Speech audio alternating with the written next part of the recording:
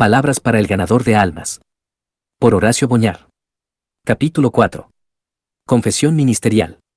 Recuerda por tanto de donde has caído, y arrepiéntete, y haz las primeras obras, pues si no, vendré presto a ti, y quitaré tu candelero de su lugar, si no te hubieres arrepentido. Apocalipsis 2:5. En el año 1651, la Iglesia de Escocia, sintiendo acerca de sus pastores que profunda era su participación en transgresiones, que los pastores tienen no poca culpa de los juicios que han caído sobre la tierra, prepararon lo que llamaron un reconocimiento humilde de los pecados en el ministerio. Este documento es impresionante e inquietante.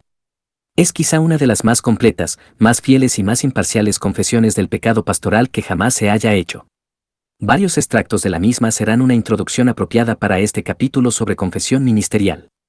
Comienza con confesar los pecados antes de entrar en el ministerio. Liviandad y profanidad en la conversación, inapropiada para el llamado santo que recibieron y de las cuales no se han arrepentido totalmente. No han estudiado para estar en Cristo antes de entrar en el ministerio, ni tienen un conocimiento práctico y experiencia del misterio del Evangelio en ellos mismos antes de predicárselo a otros.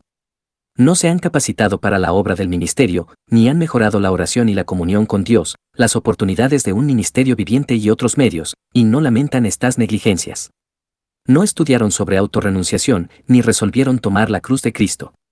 Negligencia en querer ver el pecado y el sufrimiento y no tener un sentido de los mismos, no luchar contra la corrupción, ni mortificar ni sujetar el espíritu. Dice acerca de cuando entraban al ministerio, entrar al ministerio sin una comisión de Jesucristo, resulta en que muchos han entrado sin ser llamados. Entrar en el ministerio no por amor a Cristo, ni por el anhelo de honrar a Dios ganando almas, sino para tener un nombre y una manera de ganarse la vida en el mundo, a pesar de la declaración solemne de lo contrario al ser aceptados. Enumera con discernimiento los pecados después de entrar en el ministerio: ignorancia de Dios, falta de intimidad con Él, incluyendo poco de Dios en sus lecturas, meditaciones y palabras. Gran egoísmo en todo lo que hacemos, actuando por nosotros mismos y para nosotros mismos. No nos importa lo infieles y negligentes que son otros, pensando que ello ofrece un contraste con el testimonio de nuestra fidelidad y diligencia, estando tranquilos y contentos ante sus faltas. Deleitarnos muy poco en las cosas de las cuales depende nuestra comunión más íntima con Dios, gran inconstancia en nuestro andar con Dios y no reconocerlo en todos nuestros caminos. Cumpliendo los deberes, nada cuidadosos de aquellas cosas que los demás no ven. Rara vez orando en secreto a Dios, pero haciéndolo en público, y aún eso con mucha negligencia, o muy superficialmente. Contentos de buscar excusas. Contentos de encontrar excusas por el descuido de nuestros deberes. Ser negligentes en leer las Escrituras en secreto, para edificarnos como cristianos, leyéndolas solo para cumplir nuestro deber como pastores, y muchas veces aún descuidando eso. No dados a reflexionar sobre nuestros propios caminos, ni dejar que haya plenamente en nosotros una convicción, engañándonos a nosotros mismos confiando en la ausencia de pecaminosidades y teniendo un aborrecimiento por ellas a la luz de nuestra conciencia natural, y viéndolo como una evidencia de un cambio real de nuestro estado y naturaleza. No cuidando y vigilando nuestro corazón para no cometer el mal, y negligencia en analizarnos a nosotros mismos, lo cual nos impide conocernos a nosotros mismos y nos mantiene alejados de Dios. No guardarnos ni luchar contra pecados vistos y conocidos, especialmente los que predominan en nosotros. Una facilidad de ceder a las tentaciones de la época y otras tentaciones particulares según nuestras inclinaciones y nuestras compañías. Inestabilidad e indecisión en los caminos de Dios, por temores o persecuciones, peligros o pérdida de estima, y deberes declinantes por temor a los celos o reproches. No estimar la cruz de Cristo y los sufrimientos en su nombre, sino más bien cambiarlos por sufrimientos causados por el amor a nosotros mismos. Un espíritu apagado, después de los dolorosos golpes de Dios sobre la tierra. No tener conciencia de la necesidad de humillarnos y ayunar secretamente solos y con nuestras familias para llorar por nuestra culpabilidad y nuestras grandes caídas, y no humillarnos públicamente de corazón. Procurar nuestro propio bienestar, a pesar de que el Señor nos llama a humillarnos. No tomar a pecho los tristes y duros sufrimientos del pueblo de Dios en otros países, y el hecho de que no avanza entre ellos el reino de Jesucristo y el poder de la piedad. Hipocresía refinada, querer aparentar lo que no somos. Estudiar más para aprender el vocabulario del pueblo de Dios en lugar de hacerlo para ponerlo en práctica. Confesión artificial del pecado, sin arrepentimiento, querer hacer una declaración de iniquidad y no afligirnos por el pecado. Descuidar mucho la confesión secreta, aun de aquellas cosas que estamos convencidos que son malas.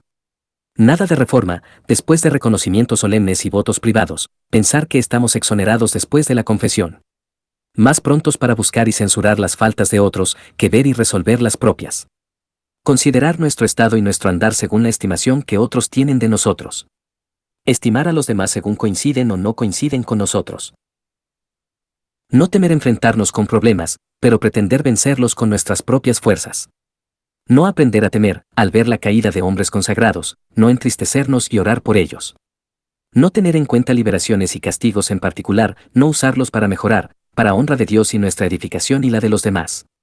Poco o nada de tristeza por la corrupción de nuestra naturaleza, y menos lamentarnos y anhelar ser liberados de ese cuerpo de muerte, la raíz amarga de todas las demás iniquidades nuestras. La costumbre de conversar trivialidades sin frutos, para mal en lugar de para bien.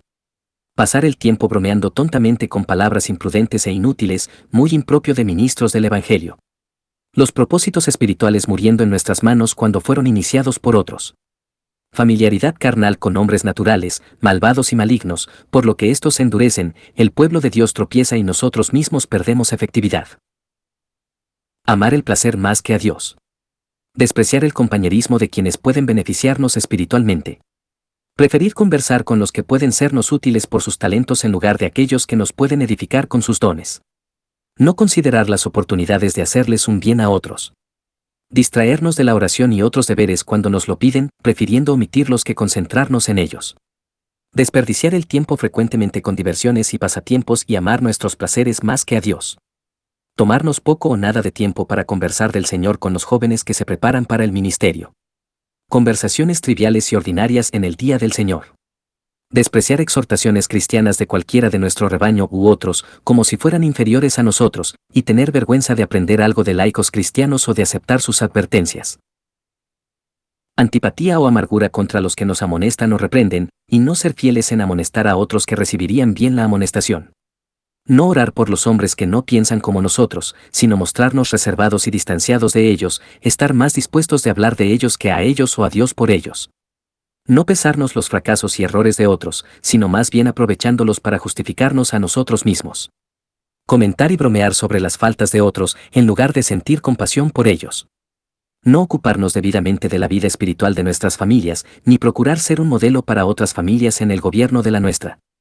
Prontos para mostrar enojo y pasión en nuestras familias y en las conversaciones con los demás. Avaricia, mentalidad mundana y un anhelo desmedido por las cosas de esta vida, a los cuales les sigue descuidar las obligaciones de nuestro llamado, o estar ocupados mayormente con las cosas del mundo. Falta de hospitalidad y caridad hacia los miembros de Cristo. No valorar la consagración en las personas. Y algunos le tienen miedo y aborrecen al pueblo de Dios por su piedad, procurando apagar la obra del Espíritu entre ellos. Confiar en nuestra propia habilidad. No cuidar ese espíritu de dedicación a nuestros deberes pastorales que teníamos al principio de nuestro ministerio. Descuidar la lectura y otra preparación, o tener una preparación meramente literal o libresca, haciendo de un libro un ídolo, lo cual es un tropiezo para la comunión con Dios, o confiando en asistencia del pasado, y orando poco.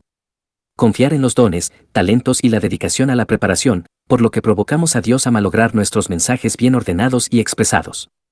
Emplear a Cristo despreocupadamente, quitándole la virtud que nos ayudaría a predicar en espíritu y con poder.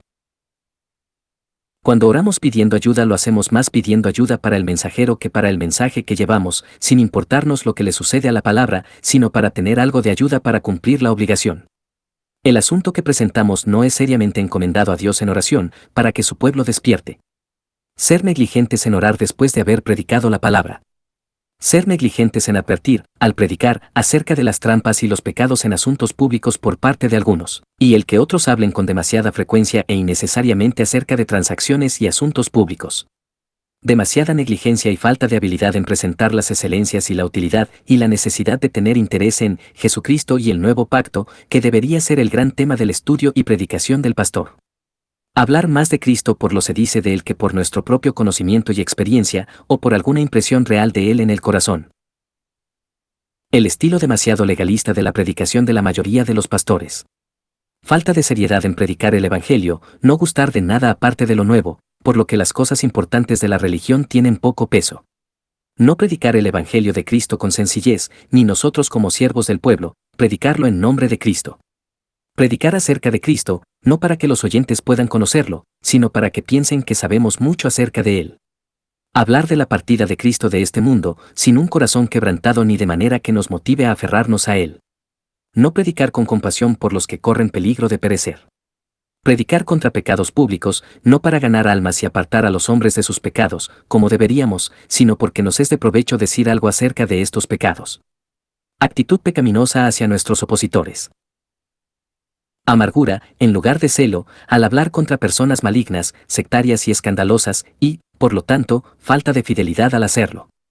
No ocuparse de conocer la condición particular del alma de las personas para poder hablarles teniéndola en cuenta, ni guardar un registro de la misma, aun estando convencidos que sería útil hacerlo. No escoger con cuidado lo que puede ser más provechoso y edificante, y falta de sabiduría en la aplicación a varias condiciones de las almas, no cuidadosos en enfatizar el punto por medio de la aplicación sino subrayar la doctrina, ni hablar de lo dicho con la reverencia que merece su palabra y mensaje. Escoger textos sobre los cuales tenemos algo que decir, en lugar de los que serían más apropiados para las condiciones de las almas y las épocas, y predicando frecuentemente de los mismos temas, para no tener que tomarnos la molestia de estudiar cosas nuevas. Una manera de leer, predicar y orar que nos alejan de Dios. Demasiado prontos para sentirnos satisfechos en el cumplimiento de nuestras obligaciones y haciendo a un lado y no escuchar los retos de la conciencia. Ser indulgentes con el cuerpo y perder mucho el tiempo. Demasiado ocupados en nuestra propia fama y los aplausos, y estar satisfechos cuando los logramos e insatisfechos cuando no los tenemos. Tímidos en presentar el mensaje de Dios, dejando a la gente morir en sus pecados sin darles advertencias. Querer cumplir los deberes con el fin de evitar censuras más bien que para recibir la aprobación de Dios. No hacer conocer todo el consejo de Dios a su pueblo, y en particular, no dar testimonio en momentos de deserción. No querer beneficiarnos con nuestra propia doctrina, ni con la doctrina de otros. En mayor parte predicar como si no nos importara el mensaje que llevamos a la gente. No regocijarnos con la conversión de los pecadores, sino contentarnos con la falta de crecimiento en la obra del Señor entre su pueblo para no tener que ocuparnos más, temiendo que si crece la obra tendríamos que trabajar más, y estimarían menos nuestra predicación y nuestras prácticas, y querrían más del poder de la piedad. Predicamos no como ante Dios, sino los hombres, como lo demuestran los distintos esfuerzos por prepararnos para hablar a oyentes comunes y a otros de quienes nosotros mismos aprobamos. Negligentes, perezosos, visitando poco a los enfermos, y si son pobres vamos una vez, y solo cuando nos mandan llamar, pero si son ricos o de buena posición, vamos con más frecuencia sin que nos llamen. No saber hablar con el lenguaje de los sabios una palabra apropiada para el cansado. Perezosos y negligentes en discipular. No preparar nuestro corazón ante Dios ni luchar con Él para que lo bendiga, por lo que el nombre de Señor muchas veces es tomado en vano, y los escuchas poco aprovechan. Considerando esta práctica como una obra inferior y no condescender a estudiar la manera correcta y provechosa de instruir al pueblo de Dios. Parciales en discipular, pensando que los ricos y de mejor calidad no lo necesitan aunque muchos de estos tienen gran necesidad de instruirse. No esperar y seguir a los ignorantes sino con frecuencia reprenderles apasionadamente. Estas son confesiones serias, las confesiones de hombres que conocían la naturaleza del ministerio al que se habían dedicado, y que anhelaban contar con la aprobación de aquel que los llamó, para poder rendirle cuentas con gozo y no con tristeza. Confesar nuestras faltas. Nosotros, como ellos, encarémonos honestamente. Nuestras confesiones no debieran ser menos detalladas y escrutadoras. 1. Hemos sido infieles. El temor al hombre y el amor a su aplauso con frecuencia nos han hecho miedosos. Hemos sido infieles a nuestra propia alma, a nuestros rebaños y a nuestros hermanos, infieles en el púlpito, en la visitación, en la disciplina y en la iglesia. El cumplimiento de cada uno de los deberes de nuestra mayordomía ha sido tristemente infiel. En lugar de la particularización especial de un pecado reprobado, ha habido una leve alusión a él. En lugar de un reproche valiente, ha habido una tímida insinuación. En lugar de una condena sin compromiso, ha habido una débil desaprobación. En lugar de una constancia sin desvíos de una vida santa cuyo tenor uniforme debería ser una protesta contra el mundo y un reproche al pecado, ha habido una cantidad tal de infidelidad en nuestro andar y conversación, en nuestra conducta diaria y nuestra interacción con otros, que cualquier grado de fidelidad que hemos podido manifestar el día del Señor casi se neutraliza por la falta de circunspección que nuestra vida demuestra durante la semana. El ejemplo del arzobispo Husser. Pocos han vivido una vida tan ocupada y devota a Dios como Husser, arzobispo de Armagh. Su erudición, el hábito de sus ocupaciones, su posición, amigos, han contribuido para mantener sus manos llenas en todo momento. Además, su alma parecía escuchar continuamente una voz que decía, redime el tiempo, porque los tiempos son malos. Y comenzó de niño, pues a la edad de 10 años se convirtió por un sermón predicado sobre Romanos 12:1, os ruego por las misericordias de Dios, que presentéis vuestros cuerpos en sacrificio vivo. Fue un meticuloso y dedicado predicador de la palabra durante 55 años. No obstante, escuchémosle en su lecho de muerte. Cómo se aferra a la sola justicia de Cristo, y se ve él mismo, aun después de haber vivido una vida tal, solo como pecador y necesitado. Las últimas palabras que le oyeron decir, las dijo alrededor de la 1 de la tarde, y las dijo a gran voz, pero, Señor, en especial perdóname mis pecados de omisión.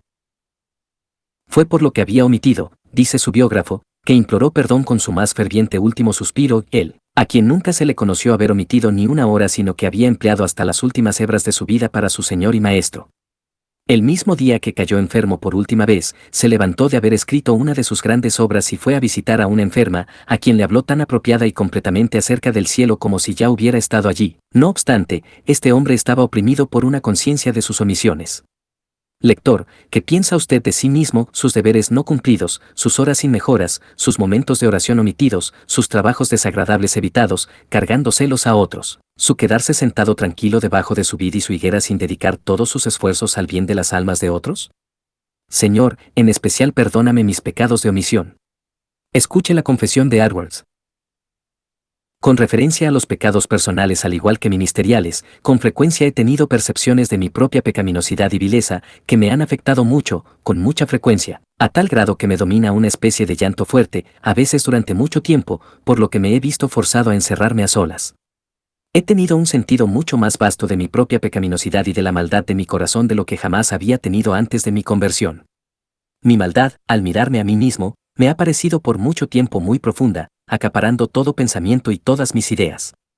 No sé cómo expresar mejor lo que opino de mis pecados que amontonar lo infinito sobre lo infinito y multiplicar lo infinito por lo infinito. Cuando miro dentro de mi corazón y veo mi maldad, me parece un abismo infinitamente más profundo que el infierno. Y aún así me parece que mi convicción de pecado es muy pequeña y débil, es bastante como para asombrarme de no sentir más opresión por mi pecado. Últimamente he anhelado mucho tener un corazón quebrantado y humillarme ante Dios. 2. Hemos sido carnales y poco espirituales. El tono de nuestra vida ha sido bajo y terrenal. Nos hemos asociado demasiado, y demasiado íntimamente, con el mundo, nos hemos acostumbrado en gran medida a sus maneras. Por lo tanto, nuestros gustos se han viciado, nuestra conciencia se ha desensibilizado, y ese sensible sentimiento de ternura que, aunque no trata de evitar el sufrimiento si retrocede ante el contacto más remoto con el pecado, ha ido menguando, siendo reemplazado por cierta dureza que antes, en los primeros días, nos creíamos incapaces de tener. Nuestra falta de utilidad tiene que ser atribuida con más frecuencia a nuestra falta de espiritualidad que a cualquier falta de habilidad natural, dijo Fuller. Y Urquhart agrega, veo que la espiritualidad de la mente es la cualidad principal para la obra del ministerio. Quizá podemos recordar un tiempo cuando nuestros conceptos y objetivos estaban fijos en una norma de casi celestial altura y contrastándolos con nuestro estado presente, nos sorprendemos ante los dolorosos cambios. Y además de la intimidad con el mundo, otras causas han intervenido para producir este deterioro de la espiritualidad en nuestra mente. El estudio de la verdad en su forma dogmática más que en su forma devocional le ha robado su frescura y poder, las actividades de cada día, cada hora, en la rutina de la labor ministerial han engendrado formulismo y frialdad, las ocupaciones en los deberes más serias de nuestro oficio, tales como tratar con las almas en privado sobre su bienestar inmortal, o guiar las meditaciones y devociones del pueblo reunido de Dios, o administrar los símbolos sacramentales, esto, realizado con frecuencia con poca oración mezclada con muy poca fe, nos ha quitado esa profunda reverencia y temor piadoso que deberíamos poseer y del cual deberíamos estar saturados. Con cuánta certeza, y con cuánto énfasis, podemos decir, yo soy carnal, vendido a sujeción del pecado, Romanos 7:14. El mundo no ha sido crucificado en nosotros, ni nosotros crucificados al mundo, la carne, con sus miembros, no ha sido mortificada. ¿Qué efecto triste ha tenido todo esto, no solo sobre la paz de nuestra alma, nuestro crecimiento en la gracia, sino también sobre el éxito de nuestro ministerio? 3. Hemos sido egoístas. Hemos eludido el trabajo, las dificultades y la perseverancia, amando no solo nuestra vida, sino también nuestra tranquilidad y comodidad temporal. Hemos buscado complacernos a nosotros mismos, en lugar de obedecer lo que dice Romanos 15:2, cada uno agrade a su prójimo en bien, a edificación. No hemos sobrellevado los unos las cargas de los otros para cumplir la ley de Dios, Gálatas 6:2. Hemos sido mundanos y codiciosos.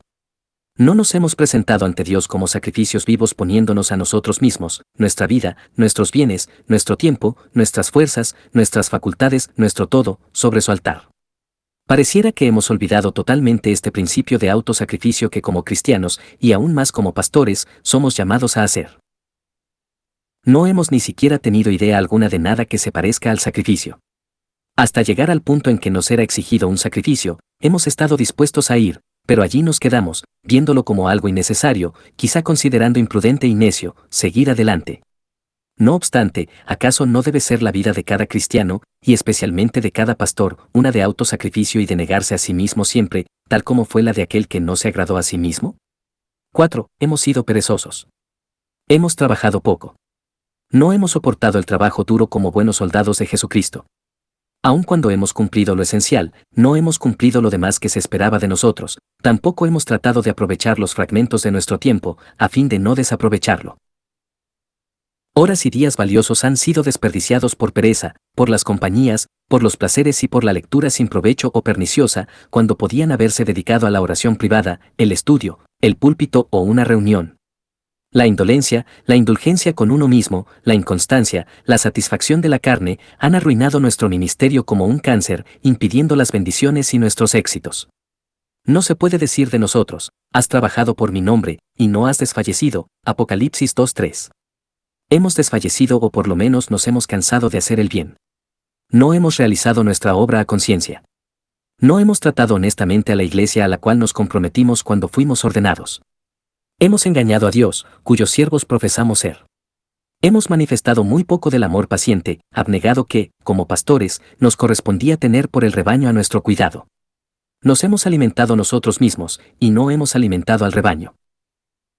Considere la afirmación de Richard Baxter acerca de sus deberes ministeriales habituales en respuesta a algunos enemigos que lo acusaban de ociosidad. Lo peor que os deseo es que tuvierais mi tranquilidad en lugar de vuestras labores. Tengo razón para considerarme el menor de todos los santos, y no obstante, no temo decirle al acusador que considero la labor de la mayoría de los comerciantes del pueblo como un placer en comparación con la mía, aunque no la cambiaría ni con la del príncipe más encumbrado. El trabajo de ellos les preserva la salud, el mío la consume, ellos trabajan cómodos, y yo con dolor continuo, ellos tienen horas y días de recreación, yo apenas tengo tiempo para comer. Nadie los molesta en su trabajo, pero más trabajo yo, más odio y problemas atraigo. Esto es gastarse y desgastarse, este es un ejemplo digno de imitar. 5. Hemos sido fríos. Aun siendo diligentes, qué poco calor y brillo tenemos. No volcamos toda el alma en el deber, y por lo tanto este viste el repulsivo aire de rutina y formalismo. No hablamos ni actuamos como hombres sinceros. Nuestras palabras son débiles, aun cuando son sólidas y ciertas, nuestro aspecto es descuidado, aun cuando nuestras palabras son de peso y nuestros tonos revelan la apatía que tanto nuestras palabras como nuestro aspecto disimulan. Falta amor, amor profundo, amor fuerte como la muerte, amor como hizo llorar a Jeremías en lugares secretos por el orgullo de Israel, y como hizo derramar lágrimas a Pablo al hablar de los enemigos de la cruz de Cristo. En la predicación y visitación, en nuestros consejos y reprensiones, cuánto formulismo, cuánta frialdad, qué poca ternura y poco afecto. Oh, que fuera yo todo corazón, dijo Roland Hill, todo alma, todo espíritu para contar del glorioso evangelio de Cristo a las multitudes que perecen. 6. Hemos sido tímidos. El temor nos ha llevado a suavizar o generalizar la verdad que, de haberla declarado ampliamente, hubiera generado odio y reproche hacia nosotros. Por eso no hemos declarado a nuestra gente todo el consejo de Dios. Hemos eludido reprender, reprochar y exhortar con toda paciencia y siendo fieles a la doctrina. Hemos temido enemistar a los amigos, o despertar la ira de los enemigos. Por eso nuestra predicación de la ley ha sido débil y escasa, y por eso nuestra predicación de un evangelio gratuito ha sido más imprecisa, insegura y tímida. Somos muy deficientes en lo que respecta a esa majestuosa valentía y nobleza de espíritu que distinguían a Lutero, Calvino, Knox y los hombres poderosos de la Reforma. De Lutero se decía, cada palabra era como una bomba. 7. Nos ha faltado seriedad. Al leer la vida de Howe o Baxter, de Brainerd o Edwards, nos encontramos en la compañía de hombres que en la seriedad de su conducta y la gravedad de su aspecto eran realmente de la escuela apostólica. Sentimos que estos hombres eran de peso, tanto en sus palabras como en su vida. Vemos, también, el contraste entre nosotros y ellos con respecto a esa profunda seriedad en su aire y tono que hacía sentir a los hombres que caminaban con Dios.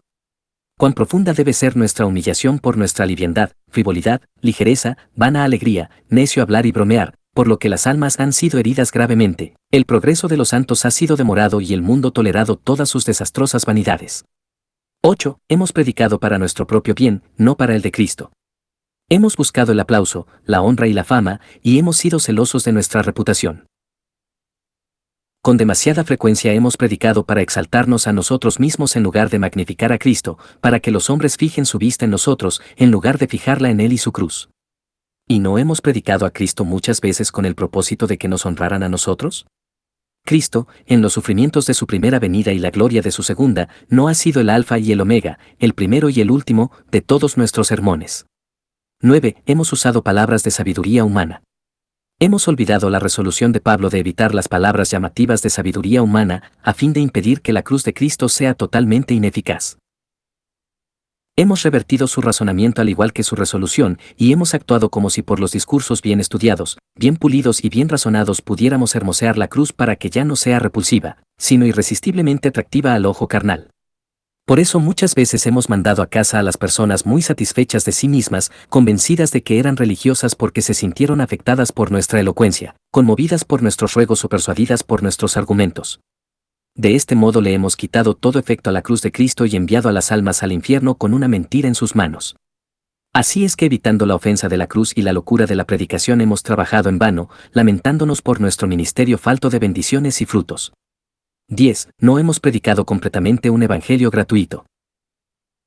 Hemos tenido miedo de hacerlo demasiado gratuito, no sea que los oyentes caigan en el libertinaje, como si fuera posible predicar un evangelio demasiado gratuito, o como si lo gratuito pudiera conducir al hombre a pecar.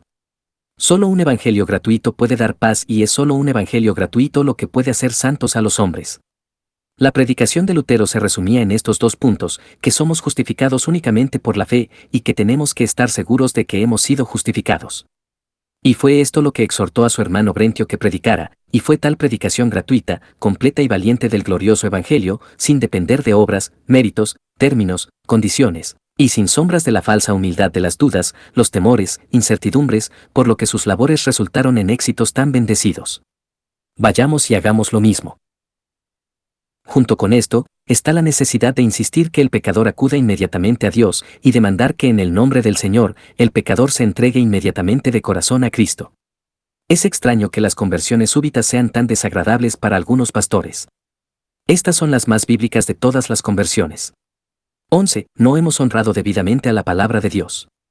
Hemos dado más importancia a los escritos de los hombres, las opiniones de los hombres y los sistemas de los hombres en nuestros estudios, que a la palabra. Hemos bebido más de las cisternas humanas que la divina. Hemos tenido más comunión con el hombre que con Dios. Por lo tanto, el molde y el estilo de nuestro espíritu, nuestra vida, nuestras palabras se han derivado más del hombre que de Dios. Tenemos que estudiar más la Biblia. Tenemos que empapar nuestro espíritu de ella. Tenemos que no solo guardarla dentro de nosotros, sino inyectarla en toda la textura del alma. 12. No hemos sido hombres de oración. El espíritu de oración ha desfallecido entre nosotros. Hemos frecuentado y gozado escasamente el lugar de la oración. Hemos permitido que las ocupaciones, el estudio o la actividad del trabajo interfieran con nuestras horas en la cámara de oración. Y el ambiente febril que ha envuelto a la Iglesia y a la nación ha llegado a nuestra cámara, perturbando la dulce calma de su bendita soledad. El sueño, las compañías, las visitas sin propósito, las conversaciones y bromas necias, las lecturas livianas, las ocupaciones sin provecho, acaparan el tiempo que podríamos haber redimido para orar. ¿Por qué hay tan poca ansiedad por disponer de tiempo para orar? ¿Por qué hay tan poca programación de nuestro tiempo y ocupaciones como para asegurar una porción grande de cada día a la oración? ¿Por qué hay tanto hablar y tan poco orar? ¿Por qué tanto ajetreo y negocios, pero tan poca oración? ¿Por qué tantas reuniones con nuestros prójimos, pero tan pocas reuniones con Dios? ¿Por qué tan poca soledad, tan poca sed del alma por las horas tranquilas y dulces de una soledad sin interrupciones cuando Dios y su Hijo gozan de comunión como si nunca quisieran separarse? Es la falta de estas horas solitarias que no solo obstaculiza nuestro propio crecimiento en la gracia, sino también nos vuelve miembros tan inútiles de la Iglesia de Cristo y hace que nuestras vidas sean inservibles. A fin de crecer en la gracia, tenemos que estar mucho tiempo solos. No es en sociedad, ni siquiera una sociedad cristiana, que el alma crece con mayor rapidez y vigor. Con frecuencia, en una sola hora quieta en oración avanzaremos más que durante días en la compañía de otros. Es en el desierto que cae más fresco el rocío y el aire es más puro. Lo mismo sucede con el alma. Es cuando no hay nadie cerca más que Dios, que su presencia, como el aire del desierto que no está contaminado con el aliento del hombre, rodea y satura el alma. Entonces es que uno obtiene la vista más clara y sencilla de las certidumbres eternas, entonces es que el alma recibe un maravilloso refrigerio de poder y energía. Y es también de este modo que somos verdaderamente útiles a otros. Es cuando salimos renovados por nuestra comunión con Dios que hacemos su obra con éxito. Es en la cámara de oración que se llenan nuestros vasos con bendiciones, de modo que, cuando salimos, no podemos guardar silencio, sino que, como una necesidad bendecida, tenemos que exteriorizarlo donde quiera que vamos. No podemos decir, como dijo Isaías, Señor, sobre la atalaya estoy yo continuamente de día, y las noches enteras sobre mi guarda, Isaías 21:8. Nuestra vida no ha sido una de esperar la voz de Dios. Habla, Jehová, que tu siervo oye. 1 de Samuel 3:9, no ha sido la actitud de nuestra alma, el principio que guía nuestra vida. La cercanía de Dios, la comunión con Dios, el esperar en Dios, el descansar en Dios, no han sido las características de nuestro andar privado o pastoral.